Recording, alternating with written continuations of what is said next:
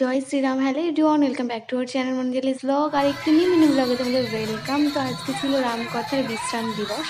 তো আমরা চলে এসেছিলাম রাম মন্দির। হিমাংশুজি মহারাজ উনি পাঠ করছেন, তোমরা তো জানোই যারা আগেকার ভিডিওগুলো দেখেছো। তো চলো পুরো ভিডিওটা লাস্ট পর্যন্ত দেখতে থাকো।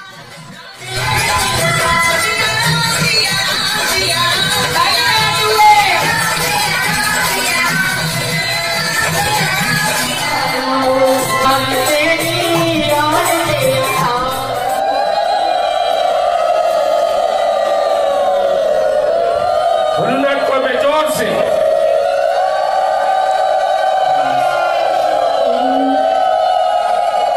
बस अब सब